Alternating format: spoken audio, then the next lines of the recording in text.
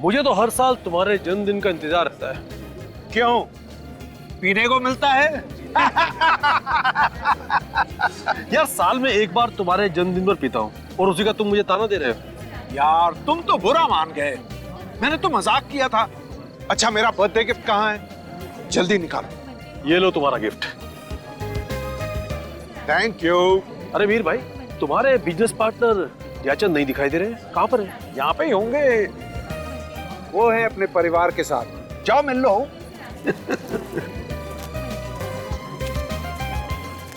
Oh hello mister Ranjit, कैसे हैं आप? मैं बहुत अच्छा हूँ, आप कैसे हैं? मैं ठीक हूँ। एक्सक्यूज मी, मेरा फोन आया है। हाँ, हाँ। भाई जयचंद जी सब दिखाई दे रहे हैं, आपकी छोटी बहू नहीं दिखाई दे रही। वो भी अभी आती हैं होगी अंकल। हाँ, अरे केक वेक कहाँ है? चलो भाई। हाँ, आपने कुछ लिया? हाँ लिया ना ये। अच्छा।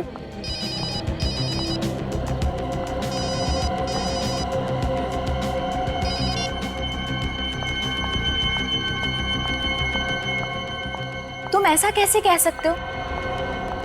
मेरी अभी बॉस से बात कराओ।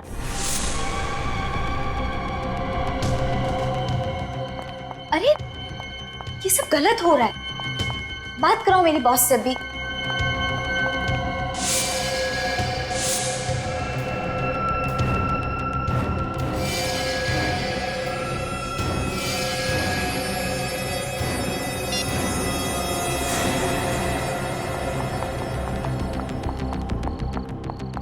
अरे माया, ये क्या हुआ? किसको क्या हुआ अंकल? अरे मैं किसी की बात नहीं कर रहा हूँ, मैं तुम्हारे चेहरे की बात कर रहा हूँ। ये तो बस। अरे कुछ नहीं भाई साहब, माया बाथरूम में गिर गई थी, ऐसे ही जरा हल्की सी चोट आई है। हाँ, अरे भाई घर गृहस्थी में तो सब चलता रहता है, अब छोड़ो ना। आओ केक काटते हैं। कम कम, चलो चलो। मैंने मॉम डैड से बात कर ली है, विल वाली जमीन देने के लिए तैयार है। कब देंगे? जब तुम ऊपर पहुंच जाओगी तब? जी जी, जून तक दे देंगे। जून तक तो तुम्हारी हड्डियां भी नहीं मिलेंगी उन्हें। आइए आइए आइए, सब आइए आइए। आ जाओ आ जाओ। आओ जाओ, आइए मैडम, चलिए सर। आगे आ जाओ। Happy birthday to you, happy birthday to you, happy birthday to dear me, happy birthday to you, may God bless you, may God bless you. Ranjit.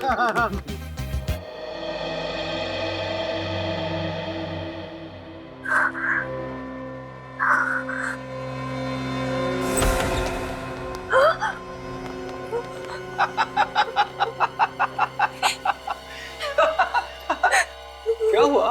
क्या हुआ माया बेटी? नींद नहीं आ रही क्या? उससे तुम्हारे आंसू नहीं देखे जाते, इसलिए मैं सोचता हूँ कि तुम्हारे इस रोज रोज के रोने धोने के झंझट से हमेशा हमेशा के लिए मुक्ति दे दूँ। प्लीज मुझे मत मारिए, आपको पैसे ला दूंगी, ला दूंगी पैसे। अरे मगर जून तक इंतजार कौन करेगा? हाँ मैं फिर से कोशिश करूंगी, मैं मॉम डैड को बोलूंगी, वो जून से पहले पैसे ला देंगे। नहीं, अब तक तो तुम मना नहीं पाई, अब क्या मनाएगी? चल चल मुझे मत मारिएगा दुआ, और आप क्या क्या हाथ छोड़ती हैं? कोई फायदा नहीं अब, खड़ी रह इधर तुम। बचाओ! जाओ इसके हाथ पैर बांधो, चलो जाओ कुछ लाओ।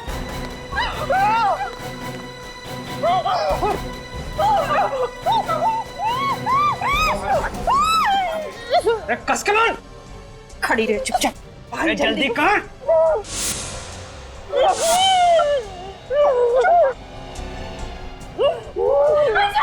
मनती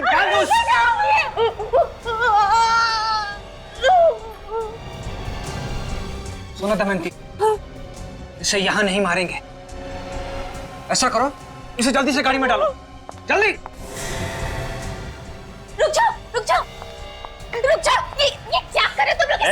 मुंह बंद रख अपना। नहीं, ये सब गलत है, मैं कहीं नहीं लेके जाने दूंगी इसे। अरे चलो हटो सामने से, चलो चलो, इसे यही बंद रहने दो, इसे तो हम आके बाद में निपटेंगे। चलो चलो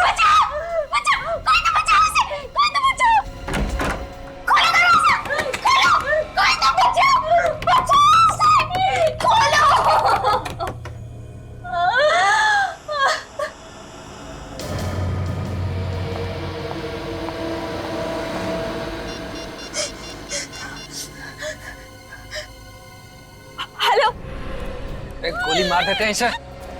जंगली जानवर इसकी लाश को खा जाएंगे, हड्डियां तक नहीं मिलेंगी। अरे कर इसको। अरे जल्दी मारो ना पापा, अभी कामनी से भी निपटना है। मैंने तुझसे कहा था ना माया कि तेरे इस रोज रोज के रोने धोने के झंझट को मैं हमेशा हमेशा के लिए खत्म कर दूंगा।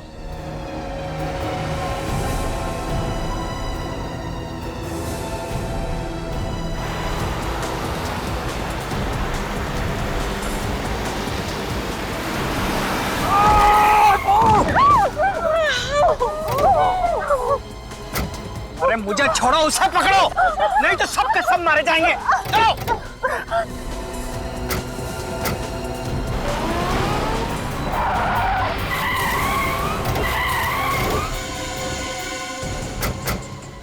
विवेक पूर्वी, तुम लोग उस गाड़ी पे देखो, बहुत तमाशा हो गया। चलो देख लो बात। चलो चलो चलो सामने चलो चलो। सर, इन्होंने हमें मारने की कोशिश की है। दोनों कौन? ये माया और मैं कामिनी। मैंने ही आप लोगों को फोन किया था और ये हमारे सास ससुर है। वो माया का पति है और वो मेरा पति। ये सब लोग मिलकर हम लोगों को दहेज के लिए मारना चाह रहे थे। ओह, तो ये बात है। हम इन्हें जल्दी से हॉस्पिटल ले चलते हैं। हाँ विवेक, ले जाओ। मैं ठीक हूँ, मुझे सिर्फ हल्की सी ही खरोच चाहिए। ठीक है, आप चलिए हमारे साथ। पूर्वी चलिए। आइए आप लोग, चलिए। और जेल में बैठ के अब दहेज का हिसाब किताब कीजिएगा। चलिए चलिए बैठिए। डॉक्टर साहब, अब माया की तबीयत कैसी है? घबराने की बात नहीं है, गोली शरीर को छूते हुए निकल गई है। अभी बेहोश हैं, बहुत जल्दी होश आ जाएगा। फिर भी डॉक्टर साहब, कितना वक्त लगेगा उसे ठीक होने में? अब कम से कम 1 हफ्ता तो लगेगा ही। कम से कम 1 हफ्ता लगेगा। सचिन, तुम और पूर्वी यहीं पर रुको। डॉक्टर साहब, एक बात बताइए, गोली के अलावा और भी कोई घाव या कोई निशान है माया के शरीर पर? नहीं, घाव तो नहीं, मगर मारने पीटने के निशान हैं शरीर पर। अच्छा, मारने पीटने के लिए? जी। जिंदगी नरक बना दिया मेरी बेटी का उन लोगों ने सर। इतना दहेज दिया फिर भी मारते थे। वो दहेज के लिए माया को मारते थे, तुम्हें पता था? जी। तो फिर तुम पुलिस में क्यों नहीं गए? उन लोगों ने धमकी दी थी कि अगर पुलिस में कंप्लेंट किया तो लोग मेरी बेटी की जान ले लेंगे। अरे कोई मजाक है क्या? बेटी की जान ले लेंगे? तुम चुप बैठे इसलिए उस पर वो जुर्म ढाते रहे।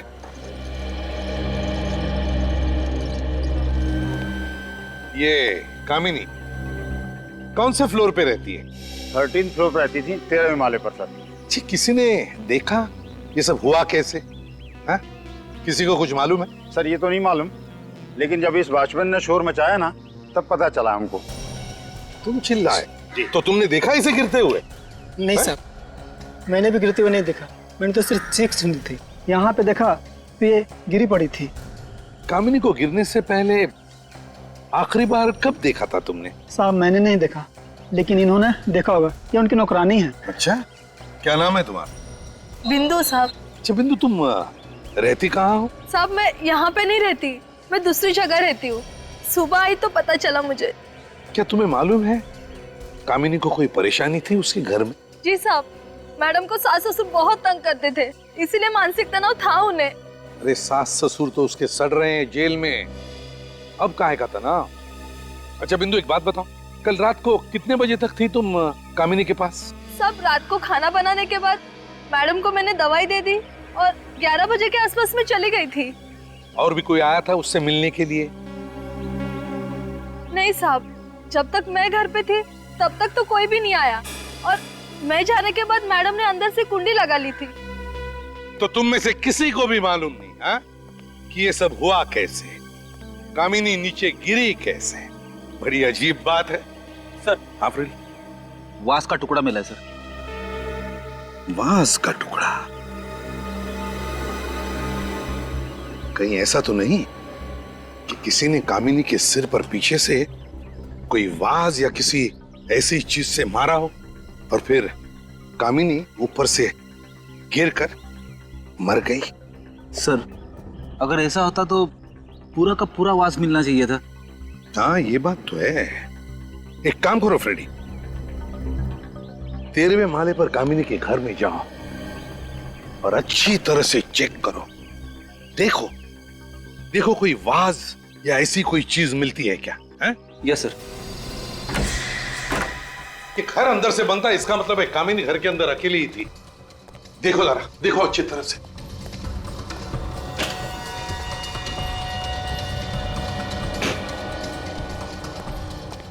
ये क्या है? तो सामान पैक करके रखा हुआ है, शायद कहीं जाने की तैयारी थी। हाँ, लग तो ऐसा ही रहा है। कहाँ जाने वाली थी कामिनी? नहीं साहब, मुझे तो कुछ बोला नहीं मैडम ने, और ये बैग भी मेरे सामने नहीं पैक की है उन्होंने। सर, अगर कामिनी बाहर जाने वाली थी तो उसने आत्महत्या यहाँ पे क्यों की? बाहर भी कर सकती थी। वही तो फ्रेडी, वही तो। ये कोई आत्महत्या नहीं है, कुछ और ही चक्कर है। इस बैग को तुम अच्छी तरह से चेक करो, देखो कुछ मिलता है क्या? हैं? Yes sir.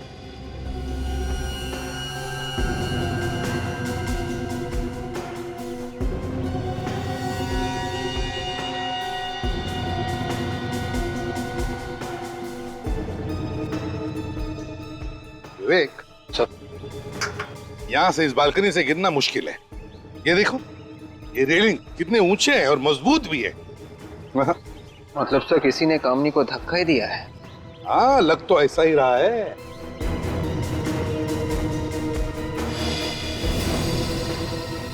ये क्या है विवेक? जरा हटो।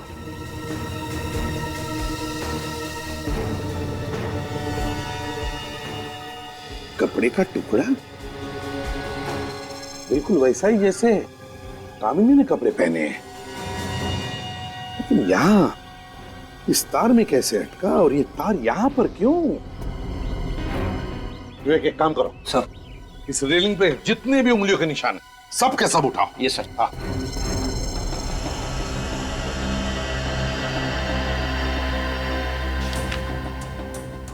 फ्रेडी, फाइल मिली बैग में से।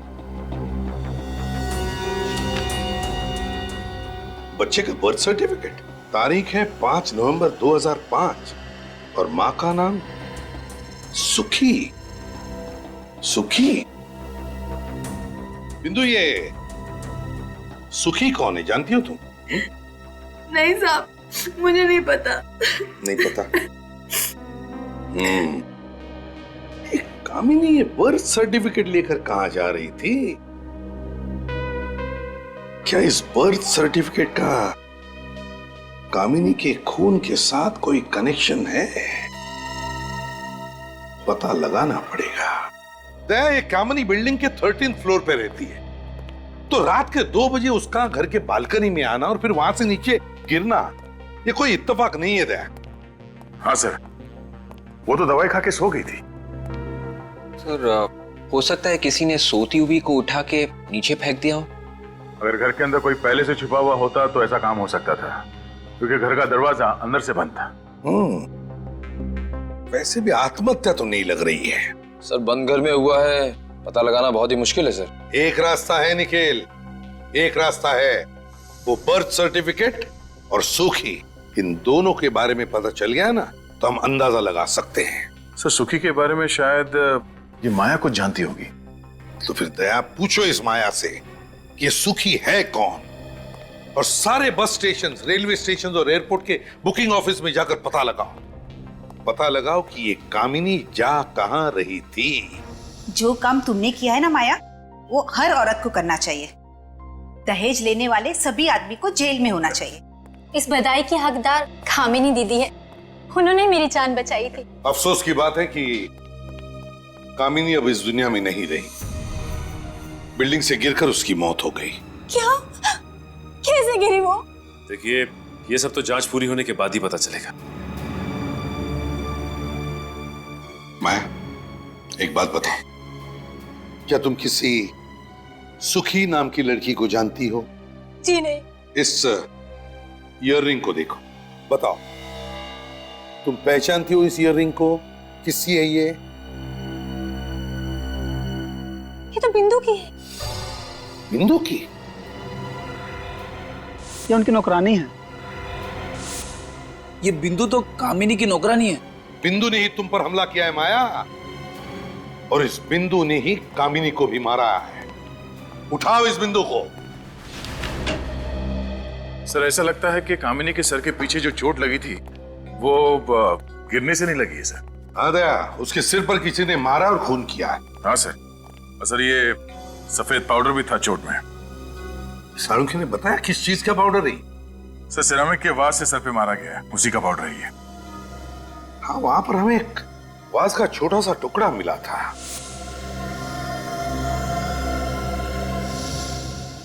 पूरा घर ढूंढने पर भी वो बचा हुआ वास कहीं पर भी नहीं मिला।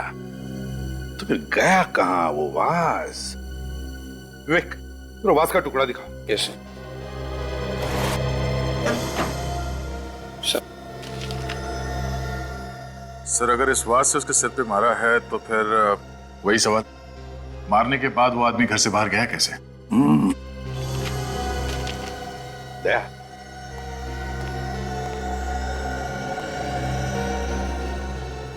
इस फोटो को गौर से देखो। इस फोटो में कामिनी के सिर पे जो घाव है वो यहां है, बिल्कुल पीछे, बीचों बीच है।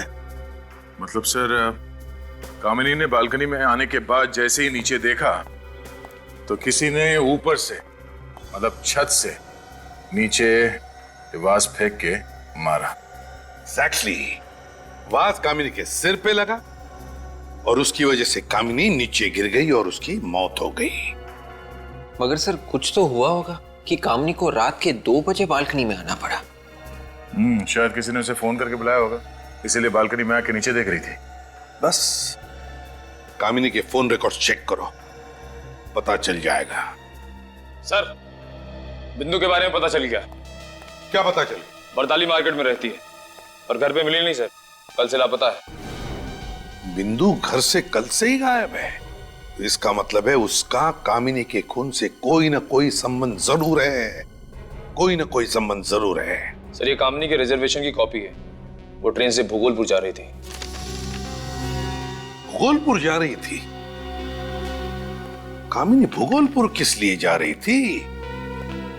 किस लिए? इस कामिनी के बिल्डिंग के वॉचमैन और सेक्रेटरी से बात करनी पड़ेगी।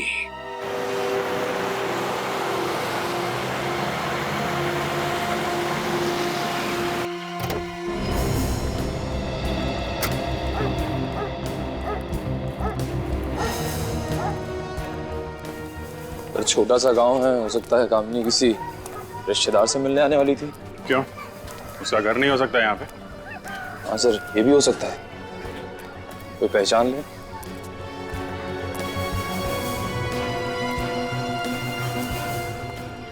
अरे सुनो भाई साहब, ये कामिनी का नाम सुना है क्या आपने? हाँ सुना है। अरे वाह, कहाँ सुना है? महाभारत में। नहीं, मैंने सोचा कि आप यहाँ गांव की किसी कामिनी की बात कर रहे हैं। आप ये फोटो देखो, इसको पहचानते हैं? हाँ, ये तो कामिनी सुखी है। सुखी? कामिनी सुखी, सुखी कामिनी? इसकी शादी मुंबई में हुई है ना, जयचंद परिवार में? सुखी तो हमारे यहाँ के बड़े जमींदार साहब की बहू है।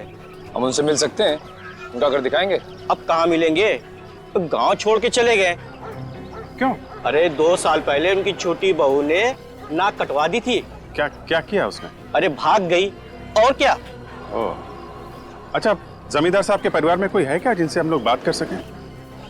तो कोई नहीं, हवेली तो खाली पड़ी हुई है। हवेली खाली पड़ी है?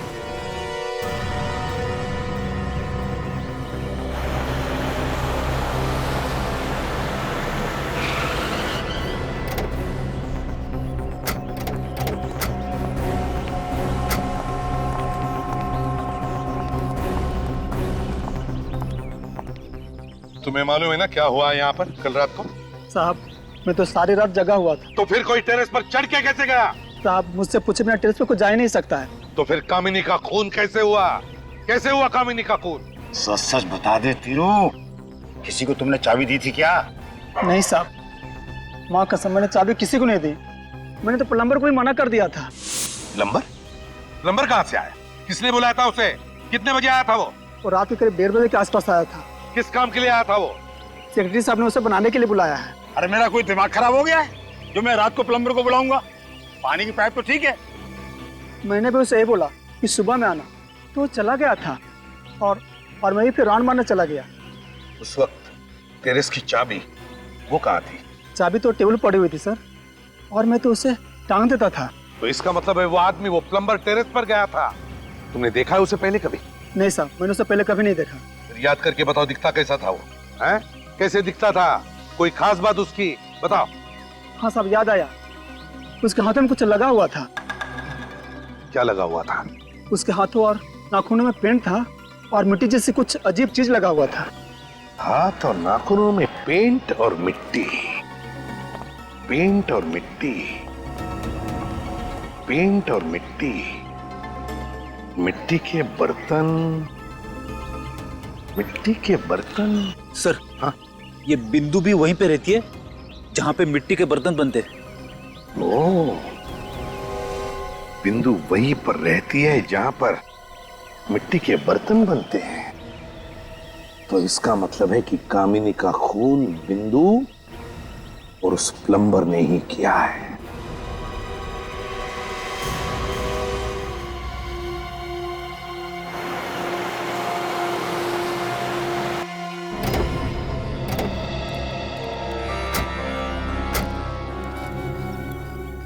सर, यही वो हवेली है। धन्यवाद आपका। फिर ये सुखी यहाँ पे नाम बदल के क्यों रह रही थी? हो सकता है जयचंद के परिवार में उसने दूसरी शादी की हो, इसलिए उसने अपना नाम कामिनी रख लिया। घर को अच्छी तरीके से चेक करो, देखो कोई काम की चीज मिलती है क्या।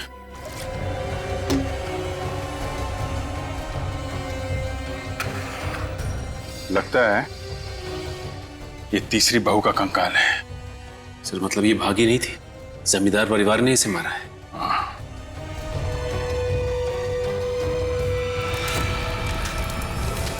सर, धुआं चारों तरफ, आग लगी लगता है।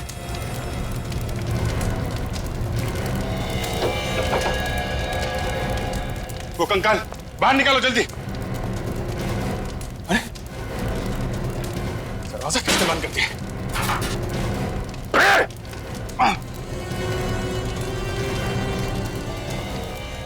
कौन उधर?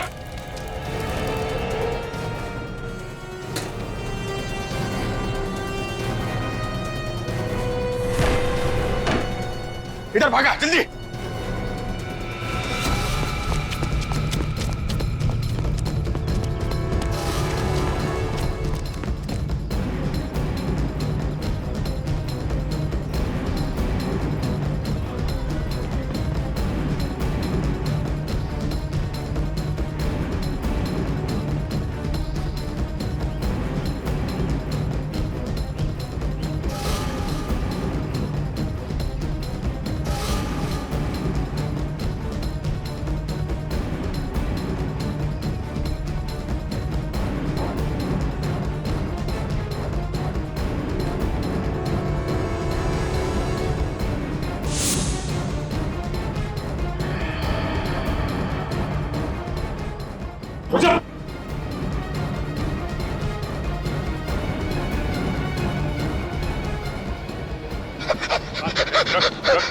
रख नहीं तो गोली मार दूंगा। साहब, मुझे माफ कर दो साहब। माफ कर दे? हैं? तू तो हमें ऊपर पहुंचाने वाला था। कौन है तू? साहब, मेरा नाम झुमरू है साहब। लेकिन तुम मारना क्यों चाहता था? साहब, मुझे जमींदार साहब ने हुक्म दिया था कि अगर कोई भी हवेली में घुसता है और कोई चीज ढूंढने की कोशिश करता है तो उसे जान से मार दो। अच्छा, कहाँ है तेरा ये बड़ा जमींदार? साहब, पता नहीं वो कहाँ है साहब, लेकिन उन्होंने मुझे पैसे देके गए हैं और कहा है कि हवेली का और बच्चे का ख्याल रखना साहब। बच्चे का ध्यान रखना? कौन सा बच्चा? साहब, गुड्डू, सुखी का बेटा साहब। सुखी का बेटा? तुम्हारे पास है वो? हाँ साहब। चलो दिखाओ, लेके चलो इसे। सचिन, पुलिस स्टेशन से पता करो छोटी बहू के गायब होने की कोई एफआईआर लिखवाई गई है क्या, और उसके मायके वालों को इन्फॉर्म करो। आइए बैठिए। सर, इस लड़की की फोटो हमें भूगोलपुर की हवेली में मिली थी, ये उनके माता पिता है सर।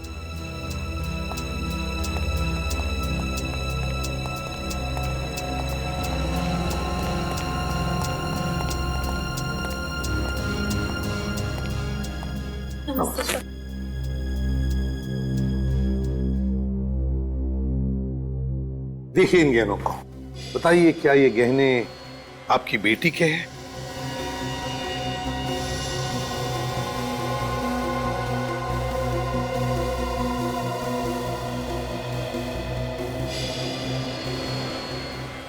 ये तो मेरी बेटी चारू के गहने हैं। आपको कहां से मिले? भूगोलपुर की हवेली में हमें एक कंकाल मिला था।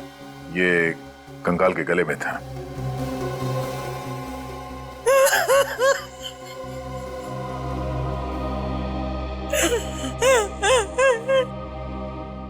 मुझे मालूम था मेरी बेटी भाग नहीं सकती।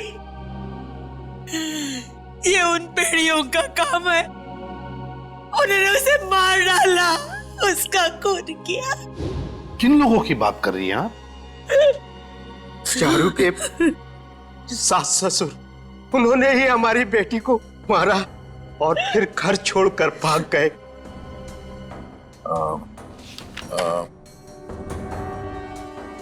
क्या इनमें है वो लोग? हाँ हाँ साहब, यही है वो दहेज के लोभी जिन्होंने मेरी बेटी को मारा। पहले तो चारू की शादी अपने बेटे से करा ली और फिर दहेज की मांग करने लगे। तो क्या आपने दहेज दिया इन लोगों को? हाँ साहब, हमारे पास कोई रास्ता नहीं था। मुझसे बेटी का दुख देखा नहीं गया, इसीलिए हमने 2.5 करोड़ की संपत्ति इनके नाम कर दी और उन लोगों ने मेरी बेटी को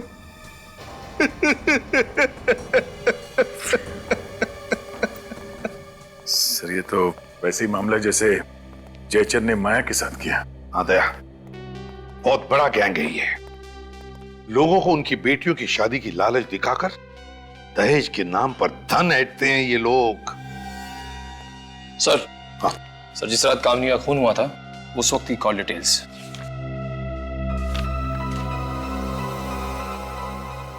ये देखो दया, रात के 1:30 बजे कामिनी को किसी शौनक नाम के आदमी का फोन आया था। हाँ सर, और ये शौनक वहीं रहता है जहां बिंदु रहती है, बरताली मार्केट। ओह, हाँ, क्या मिल गया? एक्सीलेंट। अब पता चलेगा इन दहेज के लोभी भेड़ियों को। गुड्डू,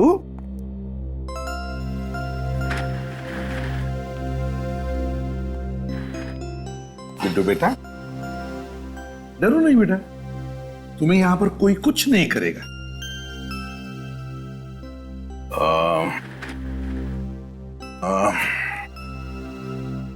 बेटा, हमसे दोस्ती करोगे?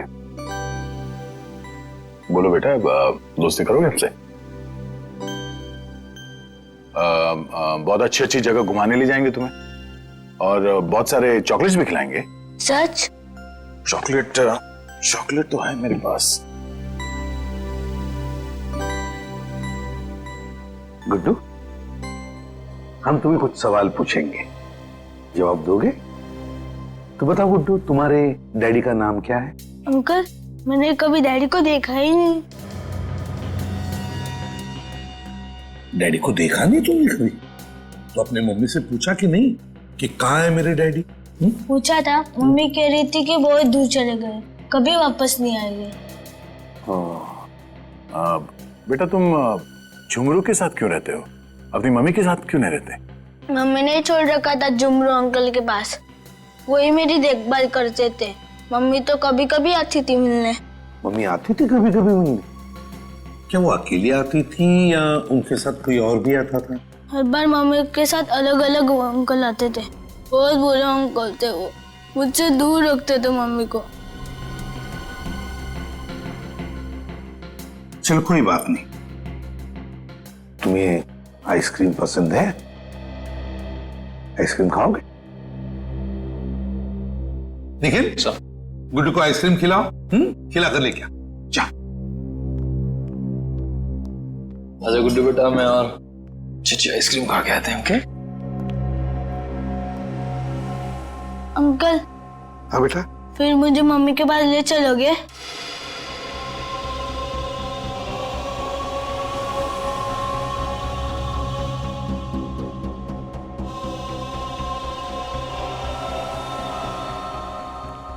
हाँ बेटा गुड्डू, जरूर तुम्हें तुम्हारे मम्मी के पास ले चलेंगे।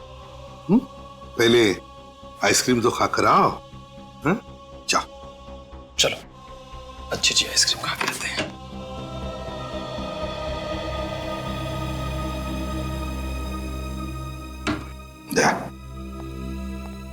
इस गुड्डू की माँ कामिनी जरूर उस गैंग में शामिल थी।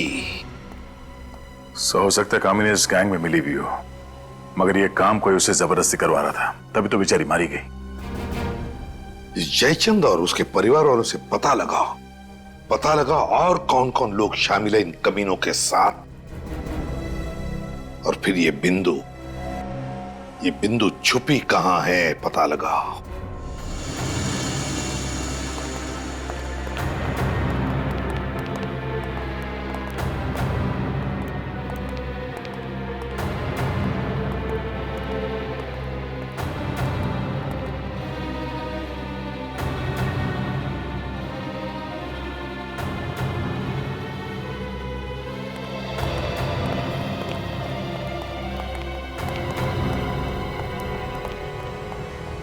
क्या हुआ है?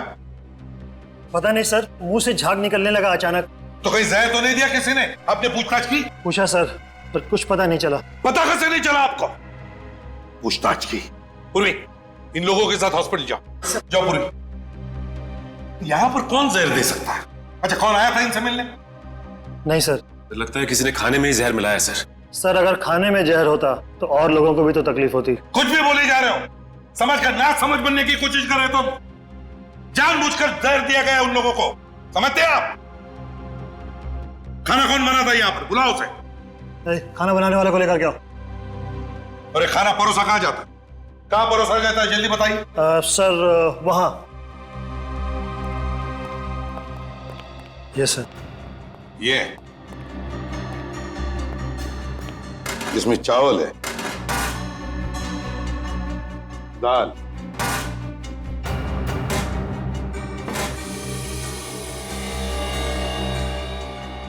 इसमें भी दाल। कैदियों को क्या दो दो पतीले दाल लगती है?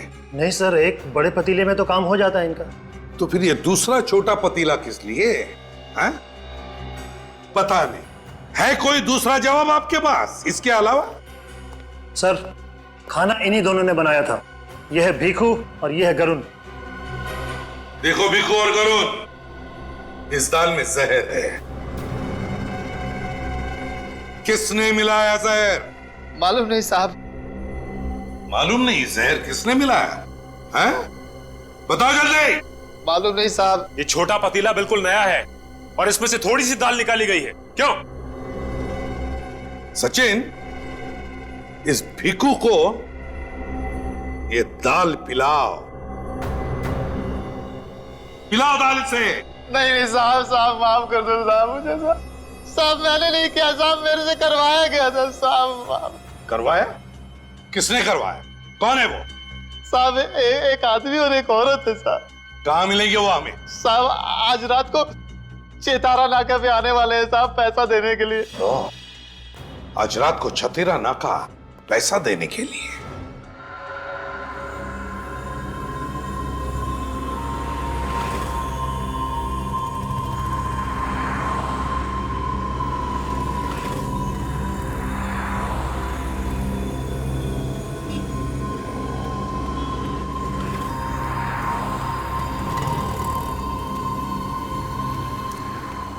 गुड जॉब भिखू, बहुत अच्छा काम किया।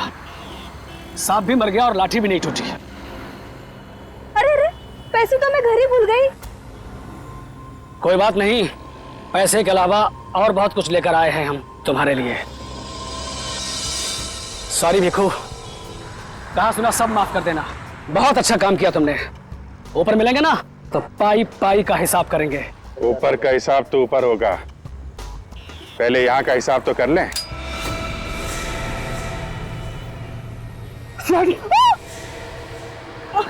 संभालो इसको।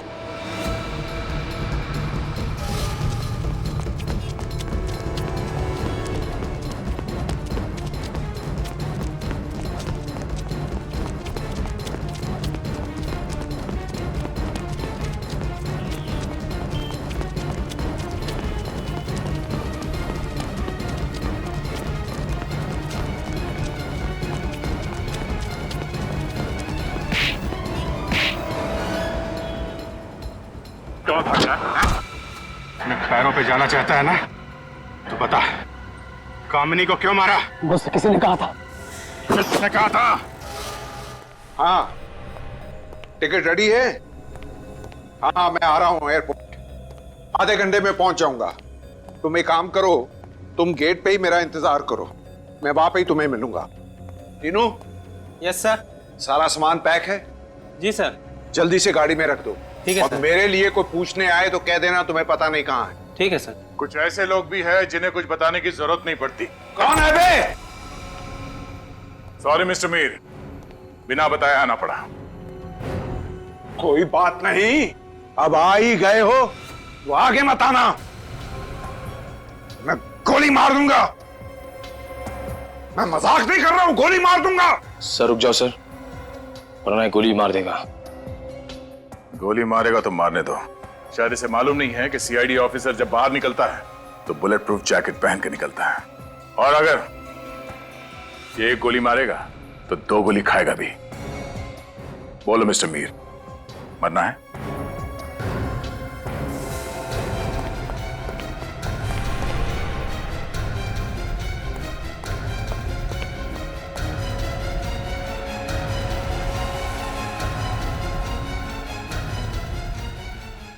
मिस्टर मीर, रास्ता उस तरफ है, चले। मुझे छोड़ दीजिए सर, मुझे माफ कर दीजिए। सीआईडी को गन दिखाएगा तू? सीआईडी को?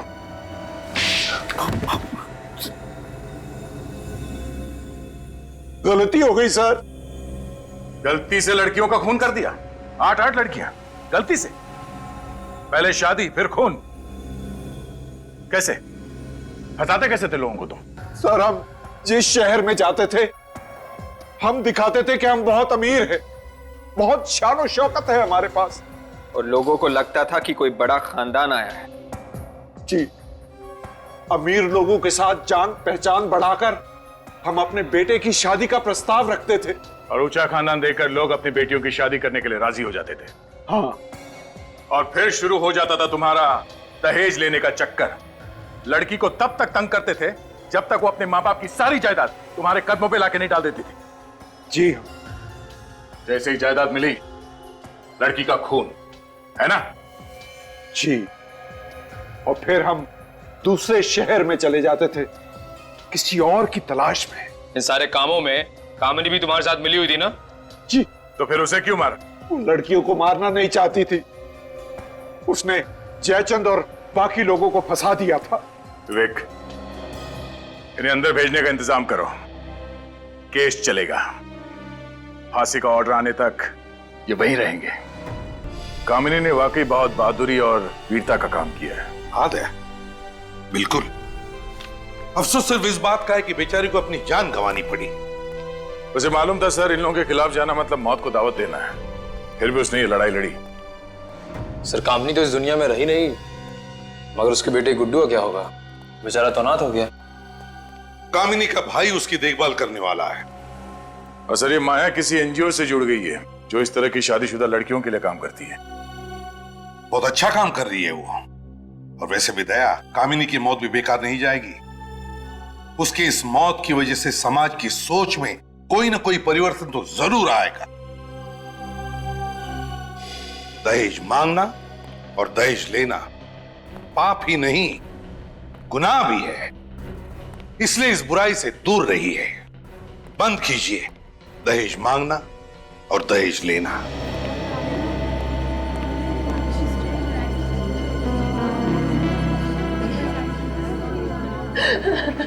चुप हो जाओ।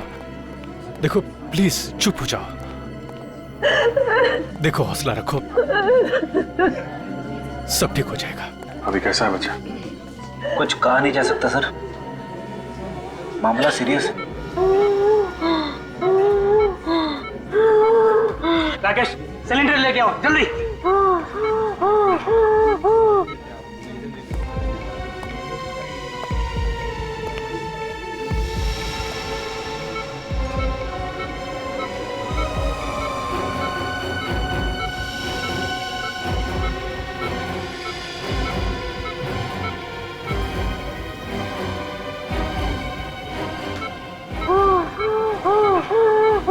सब कुछ मेरे राहुल के साथ ही होना था क्या? प्रीति, तुम्हें तो अपने राहुल पे गर्व होना चाहिए। उसने किसी की जान बचाई है। अब किसी की जान बचाने से ज्यादा और नेक काम क्या होता है? अगर किसी और की जान बचाते बचाते अपनी जान मुश्किल में डाल दी उसने। देखिए, राहुल ने जो कुछ किया है वो बड़े बड़े लोग नहीं कर पाते। ऐसे बहादुर बच्चे कभी देखने को मिलते।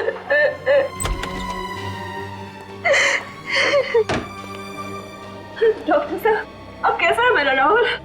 ही इज ओके, अब खतरे की कोई बात नहीं है। वैसे बहुत बहादुर है इनका बच्चा। अस्थमा होने के बावजूद उस आदमी को बचाने के लिए वो पानी में कूद पड़ा, लेकिन अब उसकी जान को कोई खतरा नहीं है। हाँ, अगर थोड़ी सी देर और हो जाती है फिर बचाना मुश्किल हो जाता।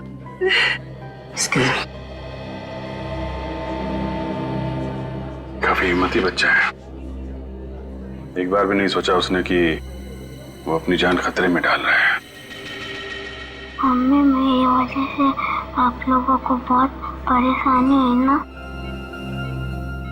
नहीं बेटा, आपने तो हमारा सर गर्व से ऊंचा किया है। कैसी तबीयत है बेटा आपकी? आप? बेटा, ये अभिजीत अंकल हैं, सीआईडी से। इंस्पेक्टर अभिजीत? अरे, तुम जानते हो मुझे? मैंने आपके और दया अंकल के बहादुरी के किस्से सुने। मुझे बड़ा होकर आप जैसा बनना है। क्यों नहीं? बिल्कुल बिल्कुल बेटा। अच्छा ये बताओ कि ये सब हुआ कैसे? वो आदमी एक अंकल को कुर्सी से बांधकर स्विमिंग पूल पर फेंक रहे थे। आपने उनका चेहरा देखा? कौन थे वो लोग? रात के 3 बज रहे थे, बहुत अंधेरा था। अरे वाह, आपको तो अंधेरे से भी डर नहीं लगता? मैं तो रात को 3 बजे अकेले बाथरूम भी नहीं जा सकता।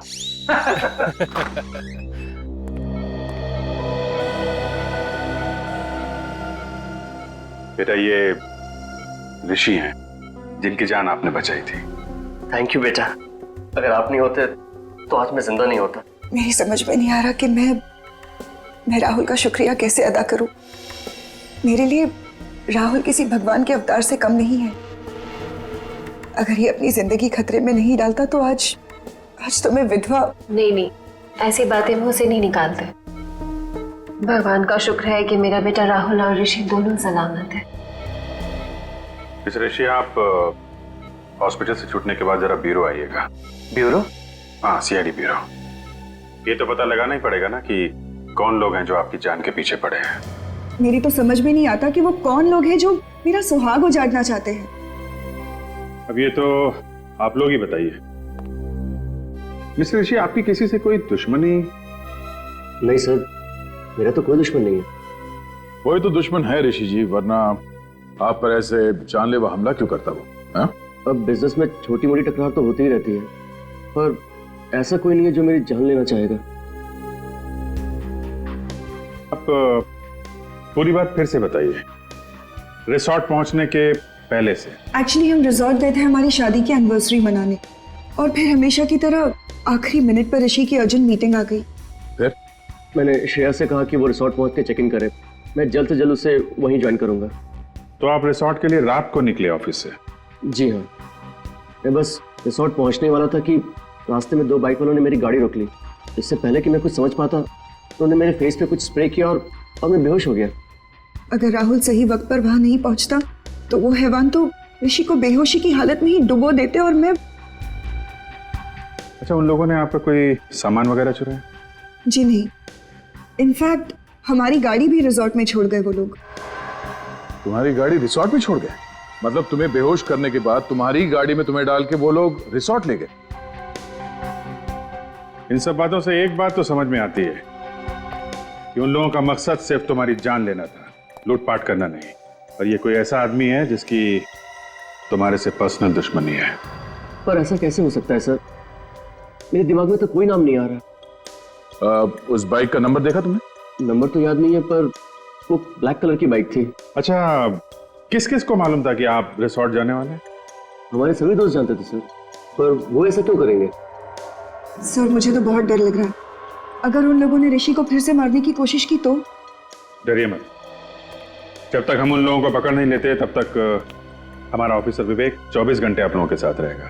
हम लोग वो जगह देखना चाहेंगे जहां पे उन गुंडों ने तुम्हारी गाड़ी रोकी थी, क्योंकि अगर वो लोग तुम्हारी गाड़ी लेके रिसोर्ट गए थे तो बाइक को वहीं कहीं छोड़ के गए होंगे।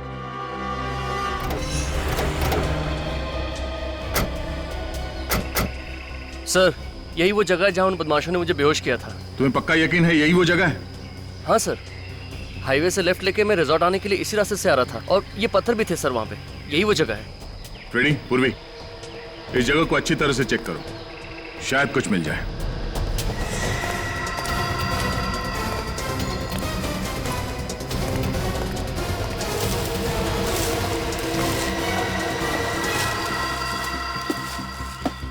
सर, ये तो वही बाइक है जो उन बदमाशों के पास थी। ओह, मतलब अपनी बाइक को यहाँ पे छुपा के तुम्हारी कार में तुम्हें डालकर रिसोर्ट ले गए।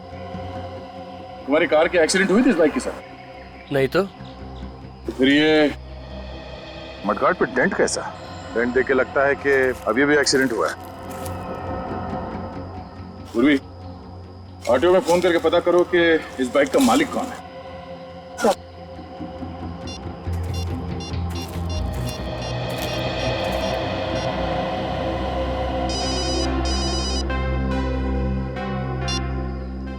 हाँ मैनेजर साहब।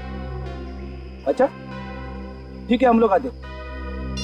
सर, रिसोर्ट के मैनेजर का फोन था, उन्होंने सभी मेहमानों को रोक के रखा है, कोई भी रिसोर्ट छोड़ के बाहर नहीं जा सकता।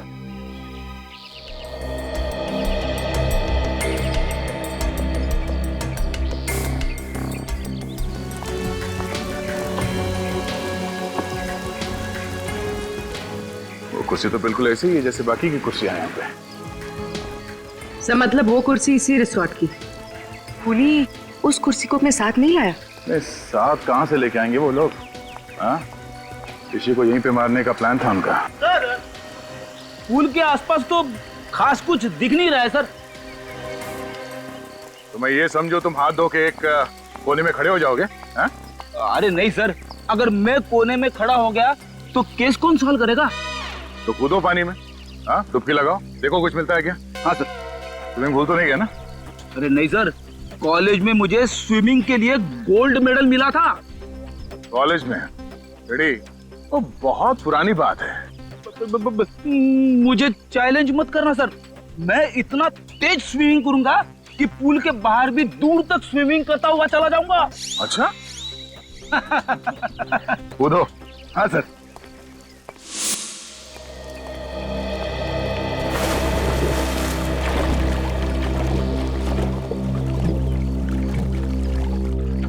सर एक बात समझ में नहीं आ रही, जब उन गुंडों ने ऋषि को सड़क पर बेहोश कर ही दिया था तो वो लोग उसे वहीं मार सकते थे, यहाँ पर लाकर डुबाने की क्या जरूरत थी?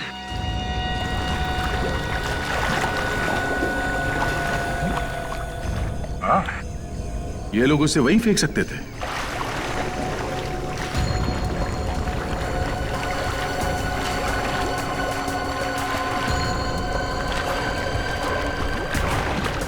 सर वो गुंडे ऋषि को यहाँ पर लेकर आए, हो सकता है कि होटल का कोई आदमी इसमें मिला हुआ हो।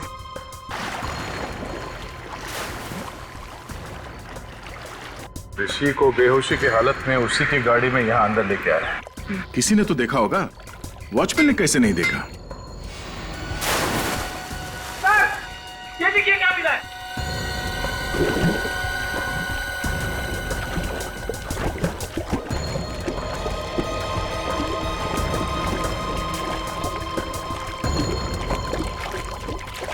ये लीजिए सर। बंडाना सब बाइक चलाते वक्त पहनते हैं sir.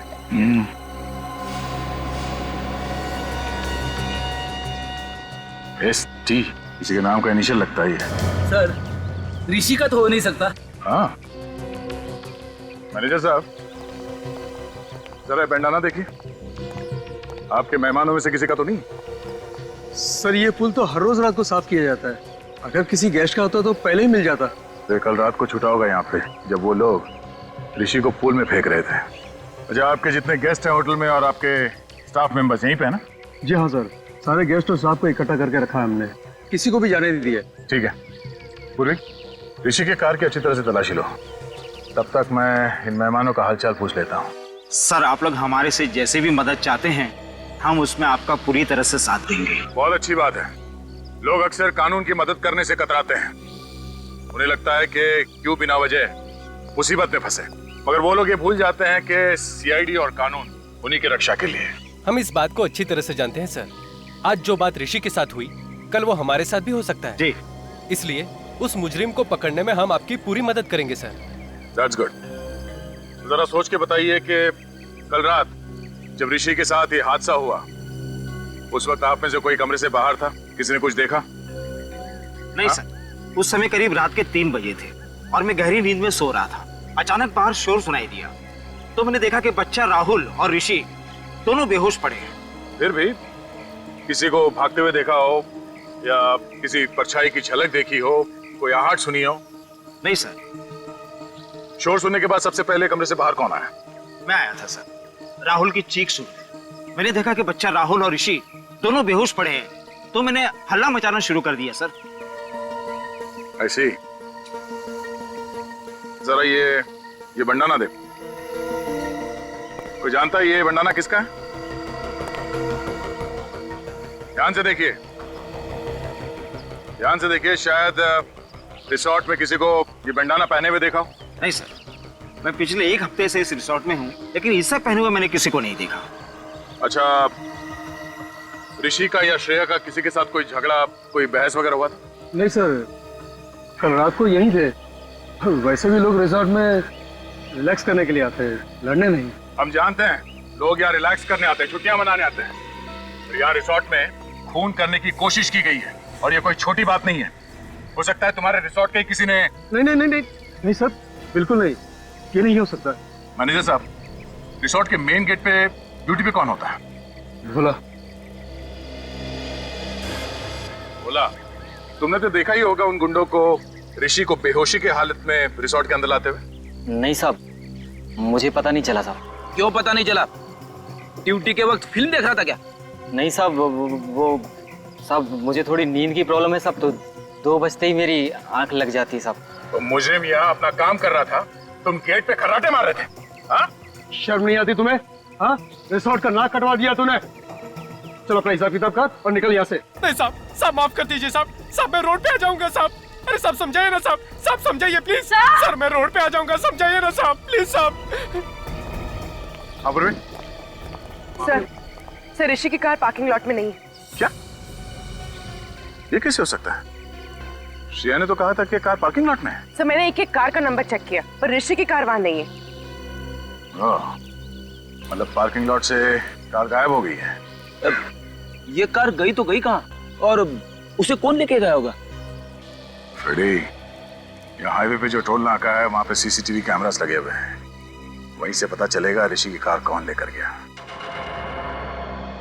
Thank you so much sir, आप लोगों ने मेरी बाइक लौटा दी। मैंने तो इससे पाने की उम्मीद ही खो दी थी। मिस्टर विजय, आपकी बाइक चोरी कहाँ से हुई थी? कालिंदी मार्केट से सर। मैं वहाँ गया था भाजी खरीदने के लिए। मैं आलू और टमाटर में इस कदर खोया हुआ था कि कोई मेरी बाइक ही ले उड़ा। रिपोर्ट लिखवाई थी आपने? Yes sir. सर आने सर, बाइक पे से 2 लोगों के उंगली के निशान मिले, एक मिस्टर विजय के हैं, दूसरा किसी और का है। ये दूसरा निशान चेक करो, डेटाबेस में देखो, शायद कोई पुराना पापी होगा।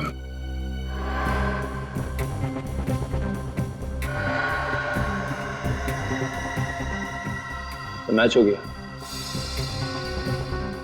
श्रीकांत तनुज, श्रीकांत तनुज मतलब ST? जो बेंडाना हमें रिसोर्ट के स्विमिंग पूल से मिला था वो श्रीकांत तनुज का है। तो देखो फोटो है क्या सर? डेटाबेस में इसकी फोटो तो नहीं है। छोटी मोटी चोरियां करता है सर ये, ज्यादा बड़ा मुजरिम नहीं है। छोटी मोटी चोरियां करते करते खून करने निकल पड़ा। हेलो मिस्टर ऋषि, मैं इंस्पेक्टर अभिजीत बोल रहा हूँ। अच्छा, आप किसी श्रीकांत तनुज को जानते हैं? कभी नाम सुना? नहीं? नहीं, मैं आपको बाद में बताता हूँ। Thank you very much. Abhijit, हो सकता है किसी ने श्रीकांत तनुज को पैसे दिए हो ऋषि को मारने के लिए, पर है कौन वो आदमी?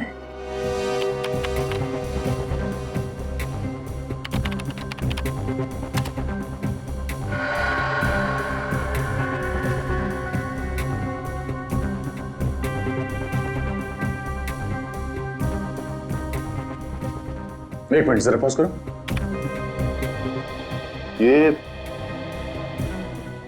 तो वही बाइक है विजय की जिसे श्रीकांत ने चुराया था। लेकर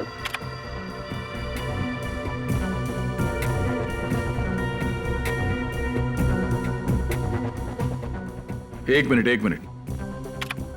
इस गाड़ी का नंबर है MH01R8343। ये तो ऋषि की कार है। निखिल, टाइम नोट करो। चलो। ये फुटेज को फॉरवर्ड करो। हम ये देखना चाहते हैं कि ये कार टोल नाके से वापस कब गई।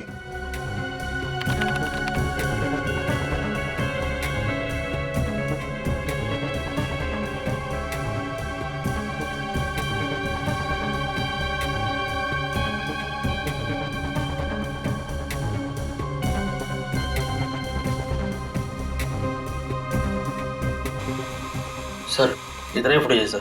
ये कैसे हो सकता है? ऋषि की कार तो वापस गई नहीं। 17 तारीख से लेके अब तक सारे फुटेज है इसमें। कुछ रह तो नहीं गया? नहीं सर, कुछ भी मिस नहीं हुआ। हमारे कैमरे 24 घंटे चालू रहते हैं। कमाल है। ऋषि की कार वहां रिसोर्ट में नहीं है, इस टोल नाके से वापस नहीं गई, तो फिर गई कहाँ? और शायद इन गुंडों ने कोई शॉर्टकट मार लिया होगा।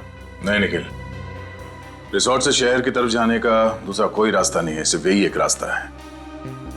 इसलिए अगर वो लोग शहर की तरफ गए हैं तो उन्हें इस टोल नाके से ही गुजरना पड़ेगा। सर इसका मतलब वो लोग शहर नहीं गए?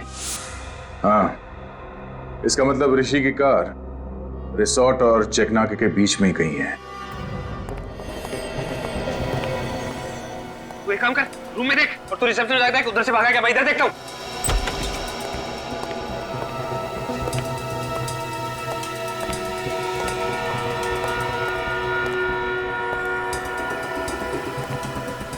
क्या हुआ? कुछ नहीं। सीमा, तुमने यहाँ से किसी को भागते हुए देखा? भागते हुए? किसको? अभी थोड़ी देर पहले, जो इस हॉस्पिटल का ना हो। लेकिन हुआ क्या? उसने वो पेशेंट राहुल को मारने की कोशिश की। मेरे बेटे को क्या हुआ? ये ठीक तो हो जाएगा ना? देखिए आप लोग घबराइए नहीं, हम लोग इलाज कर रहे हैं ना। आप लोग प्लीज डिस्टर्ब मत कीजिए और बाहर जाके खड़े हुई। मैं कहीं नहीं जाऊंगी, मैं कहीं नहीं जाऊंगी, बोला ना आपको। प्लीज प्लीज बेटा, आगे देखो तो मैं कहीं नहीं जाऊंगी।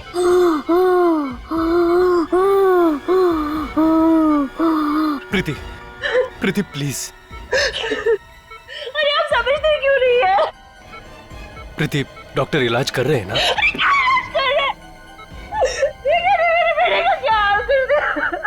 डॉक्टर इलाज नहीं करेंगे तो अपना राहुल ठीक कैसे होगा?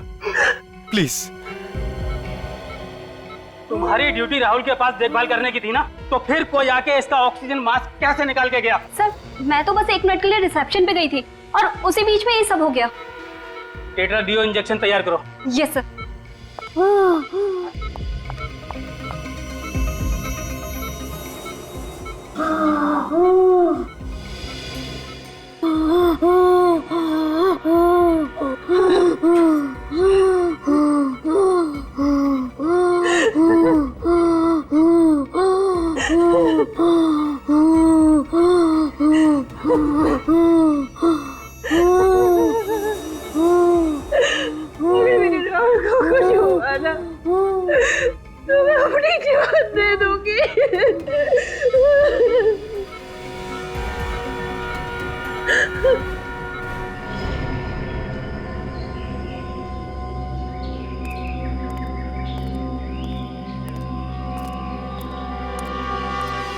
यार टोल नाके से रिसोर्ट के बीच का सारा इलाका छान मारा।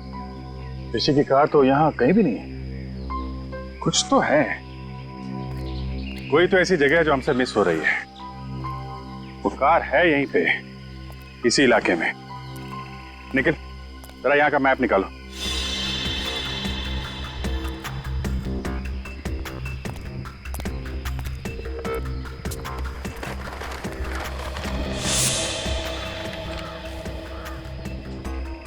ये एरिया भी देख लिया और ये वाला इलाका भी देख लिया, तो फिर बचा क्या? और ये सब सुनसान जगह भी देख लिया। कमाल है, गाड़ी ना टोल नाके से वापस गई और ना ही यहाँ पे कहीं है। एक मिनट यार, हमने ये सारा इलाका देख लिया है, सिर्फ ये।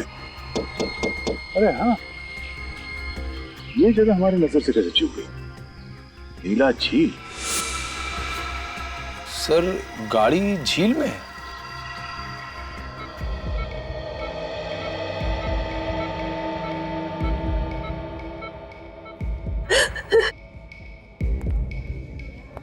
मेरे राहुल ने किसी का क्या बिगाड़ा कि कोई उसकी जान लेना चाहता है?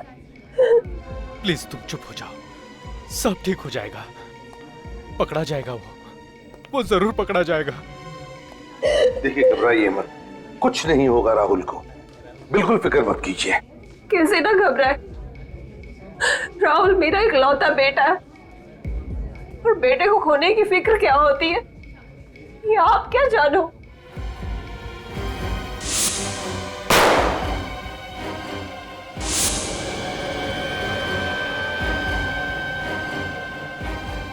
बेटे की खोने की फिक्र ही नहीं, बेटे को खोने का गम क्या होता है ये भी मैं समझ सकता हूं। भगवान न करे किसी भी माँ बाप को ऐसे गम से गुजरना पड़े। मगर सर, हम तो अपना राहुल खो ही चुके थे ना।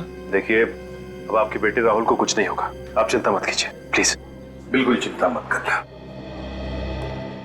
सर मुझे तो लगता है कि जो हमला राहुल पे किया गया है और जो हमला ऋषि पे हुआ है, उन दोनों के बीच में कोई ना कोई कनेक्शन जरूर है सर।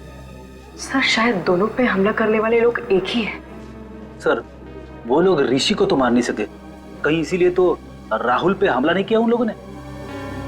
ये राहुल जरूर उन गुनहगारों के बारे में कुछ तो जानता है जिसकी वजह से उन्हें खतरा है, और उन्हें डर है कि राहुल ये बात हमें बता न दे। सर फिर तो राहुल पे दोबारा हमला हो सकता है सर। हाँ हो सकता है, तो इसलिए हमें ये पता लगाना होगा कि वो लोग हैं कौन।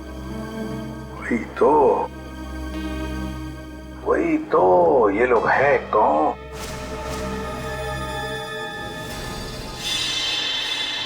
विजय, राहुल जिस आईसीयू में था, उस आईसीयू के बाहर कॉरिडोर में क्या हो रहा था वो देखना है हमें, 4 और 5 बजे के बीच। जी सर।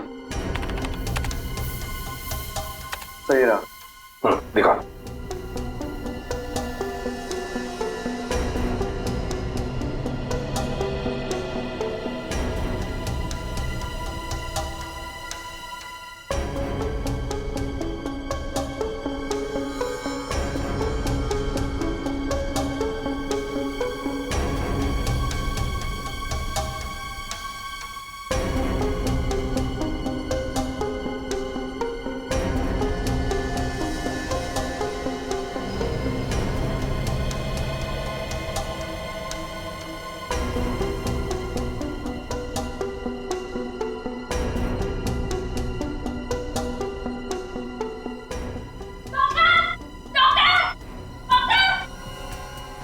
एक मिनट पॉज करो।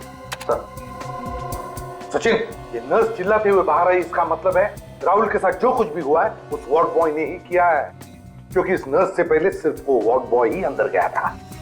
आगे चलो। जी सर।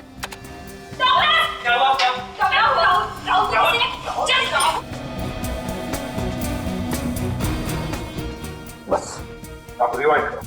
जी।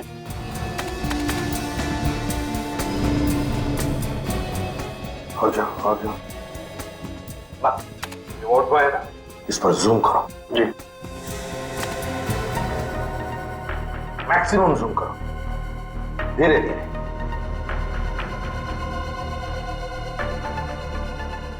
सर ये मैक्सिमम जूम है सर। सचिन देखा? सर लेकिन इतना जूम करने के बाद भी इसका चेहरा दिखाई नहीं दे रहा। कोई बात नहीं सचिन, जो नहीं दिख रहा है उस पर ध्यान दो, उस पर ध्यान दो। क्या सर? पूर्वी, इस बॉल बॉय के हाथ देखो, हाथ। सर ये तो लड़की के हाथ है। एग्जैक्टली, हाथ भी लड़की के हैं और हाथ पर जो अंगूठी है वो भी लड़की की ही है। मतलब सर इन गुनहगारों में एक लड़की भी शामिल है? हाँ सचिन, गुनहगारों में लड़की भी शामिल है। उठाओ और ऊपर उठाओ। माय गॉड, सर गाड़ी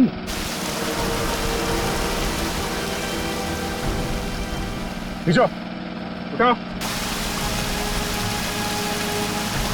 और उठाओ और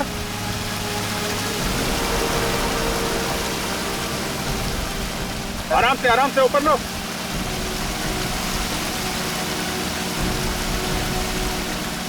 बाकी तो लेके आओ।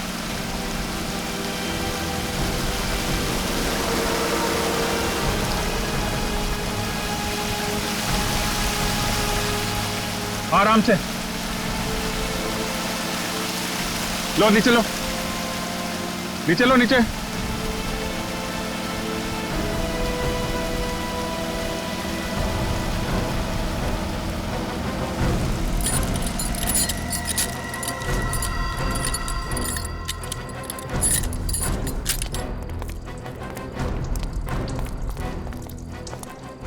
मैं 01R8343, गाड़ी तो ऋषि की है।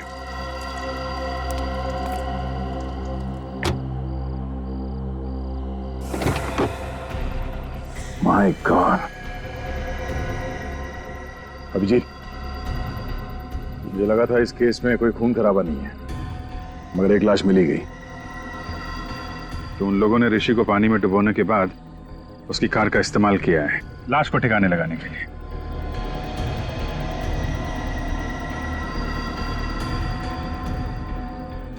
लाश को देख के लगता है कि 24 घंटे पहले मौत हुई है इसकी। इसका एग्जैक्ट टाइम तो कानून के साहब ही बताएंगे। चाकू के घाव लगते हैं, 4-5 बार मारा है।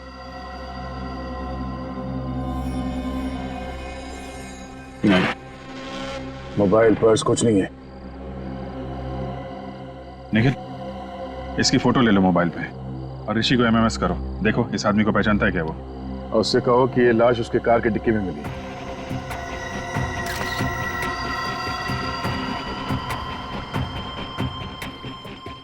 सर ये ऋषि फोन नहीं उठा रहा है। तो श्रेया को फोन लगाओ। सर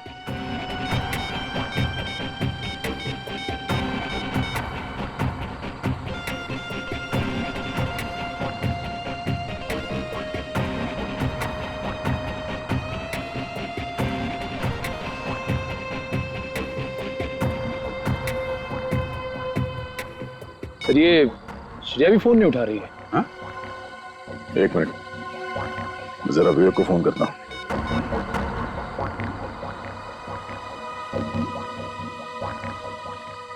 कमाल है, ये विवेक भी फोन नहीं उठा रहा है। हाँ?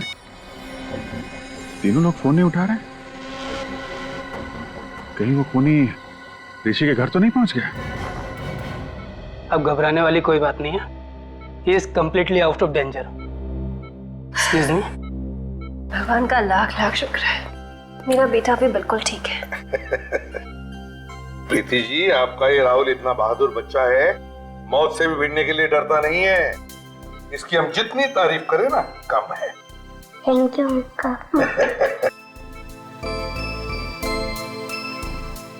राहुल, देखो बेटा, मैं तुमसे कुछ सवाल पूछूंगा, सही सही जवाब दोगे? अंकल कुछ भी पूछ लीजिए, पर मैथ्स का सवाल मत पूछना, मुझे डर लगता है। अरे इसमें मैथ से क्या डरने वाली बात है? तुम एक बार ठीक हो जाओ तो मैं सिखाऊंगा मैथ्स तुम्हें। अच्छा राहुल, एक बात बताओ, जब तुम ऋषि को पानी में डूबने से बचा रहे थे, उस वक्त वहां पर कोई और भी था? नहीं सर, सिर्फ वो 2 आदमी ही थे। कोई लड़की वगैरह नहीं थी? नहीं अंकल, लड़की तो नहीं। अच्छा, लड़की नहीं थी मगर 2 आदमी थे। हाँ सर। कुछ और बताना चाहते हो बेटा? कुछ याद आता है तो? ऐसा तो कुछ नहीं अंकल, पर देखो बेटा, यहाँ ये सब लोग हैं ना, सब अपने ही है, डरो मत। बताओ। अंकल वो जो ऋषि है ना, हाँ। वो ऋषि नहीं है, वो तो कोई और ही है। क्या? ऋषि नहीं है मतलब? जिस आदमी को मैंने डूबने से बचाया था वो ऋषि नहीं है, वो तो कोई और ही है। ओह, तो वो आदमी वो नहीं है? नहीं। अच्छा राहुल, तुमने तो उसे डूबने से बचाया है, तुमने उसकी शक्ल भी तो देखी होगी, हैं? वो दिखता कैसे है? नहीं अंकल, शक्ल तो नहीं देखी। चलो कोई बात नहीं। अच्छा ये तो बताओ कि क्या वो हट्टा कट्टा था, लंबा था या गिड्ढा था? अंकल वो लंबा भी नहीं था और हट्टा कट्टा भी नहीं था। ना लंबा था ना हट्टा कट्टा भी था। कुछ और याद आता है तुम्हें? हैं?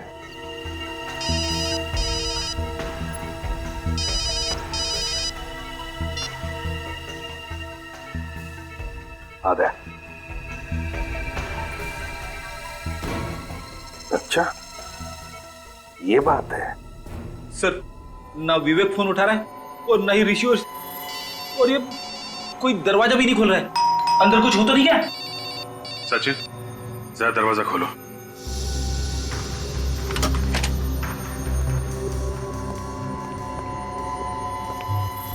सब लगता है घर में कोई नहीं। ऐसा होता तो विवेक हमें इन्फॉर्म करता, उससे भी कोई कांटेक्ट नहीं हो रहा है।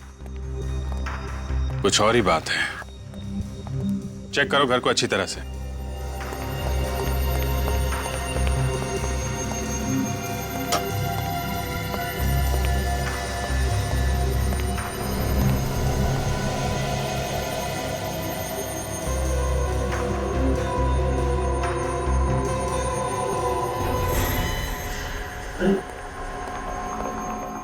ऋषि, oh my god! Sir sir जल्दी आइए। आप रेडी? ऋषि सर। तो मर गया? लगता है चाकू मारा है।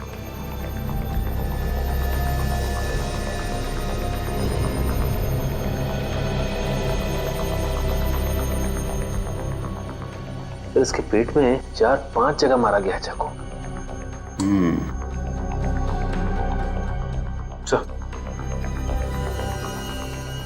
इसके गले पे एसटी लिखा हुआ है। एसटी? एसटी क्यों लिखा है इसने? कहीं श्रेया तो नहीं? श्रेया का नाम तो श्रेया कुमार है, एसके लिखा होना चाहिए था। एसटी कौन हो सकता है? ST T Tanuj, Shrikant Tanuj. Shrikant Tanuj? Sir ये तो वही आदमी है ना जिसने विजय की बाइक चुराई थी? हाँ, राहुल कह रहा था ना ऋषि नहीं है। ये आदमी ऋषि नहीं है, ये आदमी है श्रीकांत तनुज। अगर ये ऋषि नहीं है तो ऋषि कौन है सर? ऋषि वो आदमी है जिसकी लाश हमें झील में से मिली है, गाड़ी के अंदर से।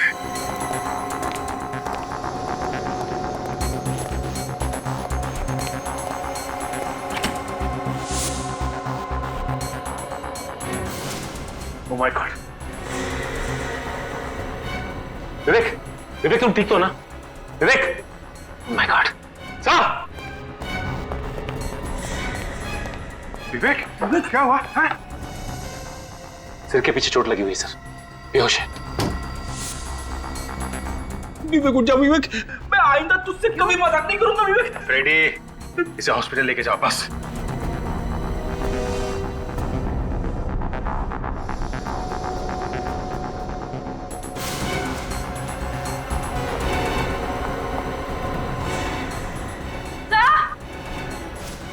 पूर्वी, हॉस्पिटल ले जाओ। रेडी? क्या हुआ? सर श्रेया जिंदा है?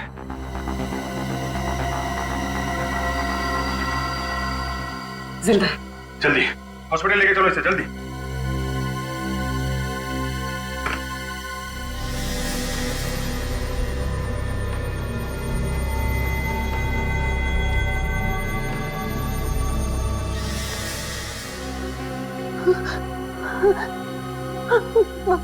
मार डालेगा, मार डालेगा, मुझे मार डालेगा। कौन मारेगा तुम्हें श्रेया? इसने मेरे ऋषि को मुझसे छीन लिया। देखो श्रेया, ऋषि के खूनी को तो हमने पकड़ लिया। पकड़ लिया? कौन है वो? कौन है वो सांप? सांप नहीं, लोमड़ी है, जिसका दिमाग कुछ ज्यादा ही तेज चलता है।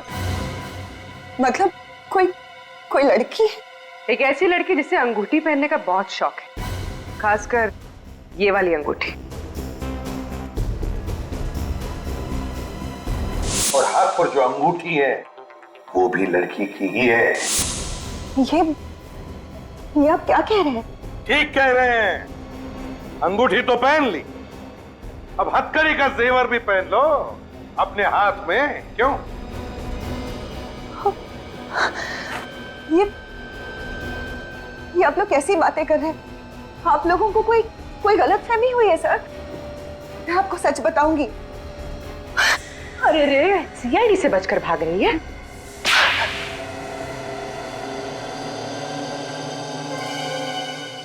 हाँ, ऋषि को मैंने ही मरवाया है। ऐसी क्या मजबूरी थी जो अपने सुहाग को अपनी हाथों से उजाड़ दिया? हाँ? पैसों के लिए।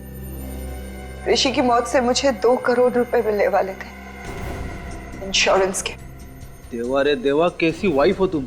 पति से ज्यादा पैसों से प्यार। मेरी वाइफ सुनेगी तो। और तुमने श्रीकांत को सुपारी दे दी ताकि वो ऋषि को मार दे। हाँ, लेकिन श्रीकांत और उसके बेवकूफ गुंडे ने ऋषि की लाश को बांधकर स्विमिंग पूल में डाल दिया। अगर इंश्योरेंस कंपनी वालों को पता चल जाता कि ऋषि का खून हुआ है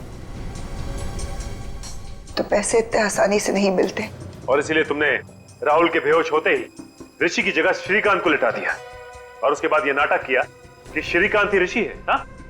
हाँ, और तब श्रीकांत के गुंडे ने ऋषि की लाश को गाड़ी में रखकर झील में ढकेल दिया। और जैसे ही तुम्हारा काम हो गया तुमने श्रीकांत को भी खत्म कर दिया है? हाँ, क्योंकि मेरा काम हो चुका था। फिर श्रीकांत की क्या जरूरत थी? सिर्फ इतना ही नहीं, तुमने तो राहुल जैसे एक मासूम बच्चे की जान लेने की भी कोशिश की। क्योंकि राहुल ने पहचान लिया था कि ये आदमी ऋषि नहीं है।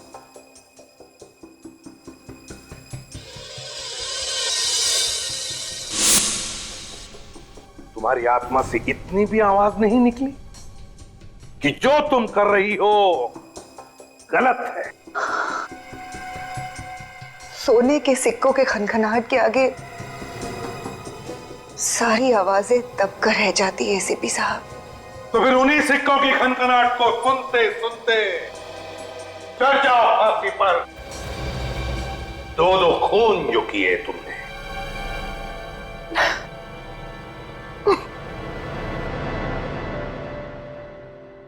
मुझे देना, मुझे देना। एक बार तू चॉकलेट खा।